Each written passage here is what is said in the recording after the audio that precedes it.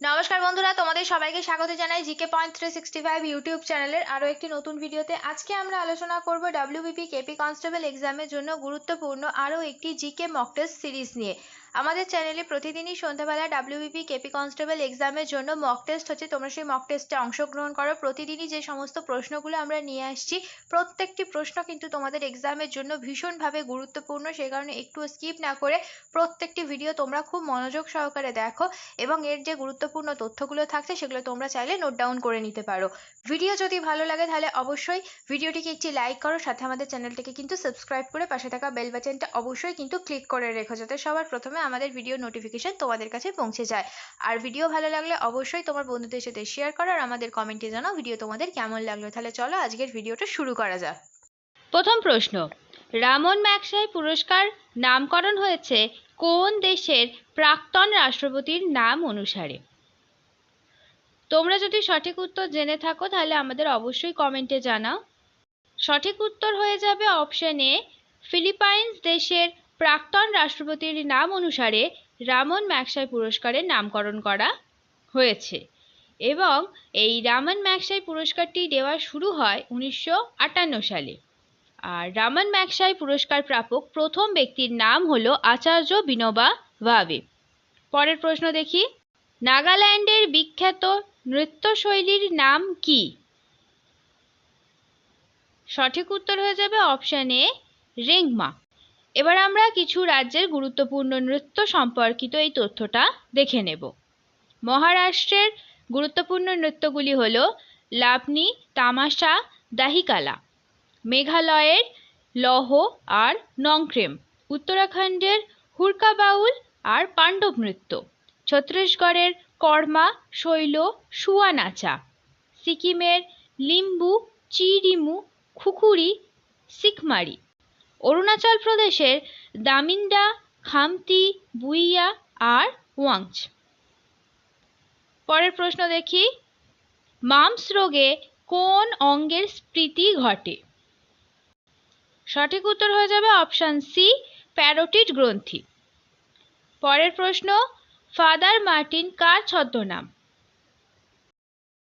সঠিক উত্তর হয়ে যাবে অপশন এ, নরেন্দ্রনাথ ভট্টাচার্যের ছদ্মনাম হলো ফাদার মার্টিন।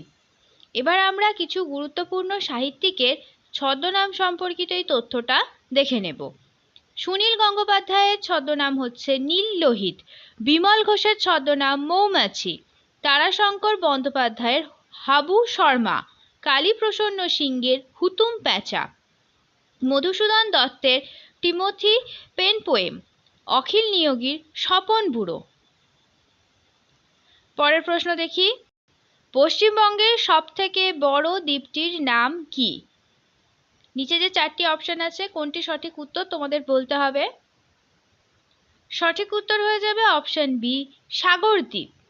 আর এই যে অপশন ডি রয়েছে মাজুলি, এই মাজুলি হলো আসামের বৃহত্তম বদ্বীপ। শুধু আসামের নয়, এটি ভারতেরও বৃহত্তম দ্বীপ জেলা। এবার আমরা পশ্চিমবঙ্গ সম্পর্কিত কিছু গুরুত্বপূর্ণ তথ্য দেখে নেব। জনবসতির ঘনত্বে রাজ্য হিসাবে পশ্চিমবঙ্গের স্থান চতুর্থ। পশ্চিমবঙ্গের বনভূমির পরিমাণ 13.4%। পশ্চিমবঙ্গে শহরের সংখ্যা 195টি, গ্রামের সংখ্যা 38,700টি। পশ্চিমবঙ্গের সর্বাধিক জনবহুল জেলা হল উত্তর 24 পরগনা। পশ্চিমবঙ্গের সর্বনিম্ন জনবহুল জেলা হল দার্জিলিং। পশ্চিমবঙ্গের আয়তনে ক্ষুদ্র জেলা হল কলকাতা, আর পশ্চিমবঙ্গের আয়তনে বৃহত্তম জেলা হল দক্ষিণ 24 পরগনা। পরের প্রশ্ন দেখি, পৃথিবীর কোথায় দাঁড়ালে ওজন বাড়বে? সঠিক উত্তর হয়ে যাবে অপশন এ, মেরু প্রদেশে দাঁড়ালে ওজন বাড়বে। পরের প্রশ্ন দেখি, গ্লোবাল মিলিটারি স্পেন্ডিং ইন 2023 তালিকায় ভারতের স্থান কত? সঠিক উত্তর হয়ে যাবে অপশন বি, চতুর্থ। গ্লোবাল মিলিটারি স্পেন্ডিং 2023 তালিকায় প্রথম স্থানে রয়েছে আমেরিকা। পরের প্রশ্ন, কিস হিউম্যানিটেরিয়ান অ্যাওয়ার্ড 2021 জিতলেন কোন শিল্প ব্যক্তিত্ব? খুব ইম্পর্ট্যান্ট একটি প্রশ্ন তোমাদের জন্য এটি। সঠিক উত্তর হয়ে যাবে অপশন এ রতন টাটা।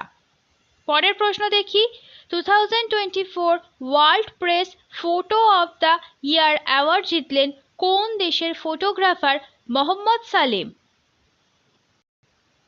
সঠিক উত্তর হয়ে যাবে অপশন বি প্যালেস্টাইন। পরের প্রশ্ন দেখি, জাতীয় পঞ্চায়েতি রাজ দিবস পালন করা হয় কবে? সঠিক উত্তর হয়ে যাবে অপশন এ 24শে এপ্রিল। পরের প্রশ্ন, সম্প্রতি 33তম সরস্বতী সম্মান পেলেন কোন ভাষার লেখক প্রভা বর্মা? সঠিক উত্তর হয়ে যাবে অপশন সি মালায়ালাম ভাষার লেখক। পরের প্রশ্ন, সম্প্রতি বিশ্বের সবথেকে দূষিত শহরের তকমা পেল কোন রাজ্যের বেগুসরায়?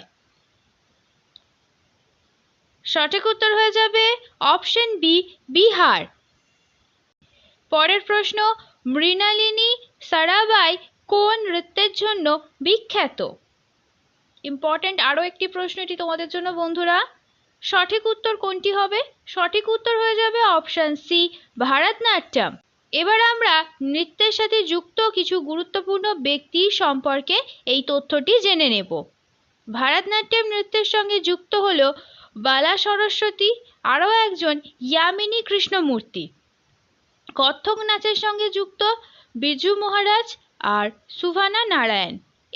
এই তথ্যটি তোমাদের জন্য ভীষণই গুরুত্বপূর্ণ। এই ব্যক্তিবর্গ সম্পর্কে কিন্তু প্রশ্ন তোমাদের জন্য এক্সামে আসতেই পারে, সেই কারণে স্কিপ না করে এই তথ্যটিও তোমরা খাতাতে নোট ডাউন করে নাও। পরের প্রশ্ন, বিজয়নগর রাজ্যের রাজধানীর নাম কি ছিল? সঠিক উত্তর হবে অপশন সি হাম্পি। হাম্পি ছিল উত্তর কর্ণাটকে অবস্থিত একটি শহর। পরের প্রশ্ন, ভারতের প্রথম কোন রাষ্ট্রপতি পদে থাকাকালীন মারা যান? এই প্রশ্নটি কিন্তু খুবই গুরুত্বপূর্ণ তোমাদের জন্য। এই প্রশ্নটি অনেকবারই কিন্তু এক্সামে এসেছে। তোমরা সঠিক উত্তর আশা করছি সবাই জানো। সঠিক উত্তর হয়ে যাবে অপশন ডি জাকির হোসেন। জাকির হোসেন ভারতের তৃতীয় রাষ্ট্রপতি ছিলেন। তিনি 17ই মে 1967 থেকে 3রা মে 1969 তার মৃত্যু পর্যন্ত দায়িত্ব পালন করেছিলেন। ফখরুদ্দিন আলী আহমেদ ছিলেন একজন ভারতীয় আইনজীবী এবং রাজনীতিবিদ, যিনি 1974 থেকে 1977 সাল পর্যন্ত ভারতের পঞ্চম রাষ্ট্রপতি হিসেবে দায়িত্ব পালন করেন। পরের প্রশ্ন, নিম্নলিখিত কোন পাথর মার্বেলে রূপান্তরিত হয়? সঠিক উত্তর হয়ে যাবে অপশন বি চুনাপাথর। পরের প্রশ্ন, সাইলক যে নাটকের একটি চরিত্র, সেই নাটকটি কোনটি তোমাদের বলতে হবে। চারটি অপশনের মধ্যে সঠিক উত্তর হয়ে যাবে option B the merchant of Venice. এই নাটকের রচয়িতা হলেন শেক্সপিয়ার। কোন মুঘল বাদশার সমাধি অধুনা পাকিস্তানে অবস্থিত? সঠিক উত্তর হয়ে যাবে অপশন সি জাহাঙ্গীর। পরের প্রশ্ন, রাজ্যসভার সদস্যরা কত বছরের জন্য নির্বাচিত হন? সঠিক উত্তর হবে অপশন ডি 6 বছর। পরের প্রশ্ন, কোষ পর্দা গঠনে অংশ নেয় কোন খাদ্য উপাদান? সঠিক উত্তর হয়ে যাবে অপশন সি হয়ে যাবে সঠিক উত্তর। দুটি লিপিড এবং প্রোটিন দুটি কোষ পর্দা গঠনে অংশ নেয়। শেষ হলো আজকের ভিডিও। আজকের পর্বে আমরা কিছু গুরুত্বপূর্ণ ডব্লিউবিপি কনস্টেবল এক্সামের জন্য জিকে প্রশ্নের উত্তর দেখে নিলাম।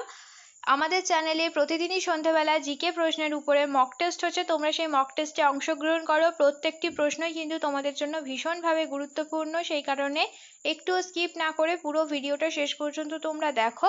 আশা করছি আমাদের ভিডিও তোমাদের খুব ভালো লাগবে।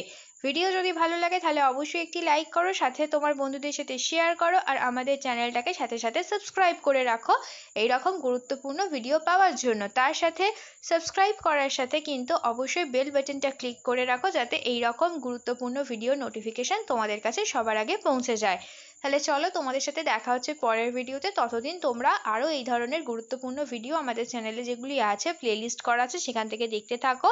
আমাদের ভিডিওকে এইভাবে ভালোবাসা দিতে থাকো। ধন্যবাদ।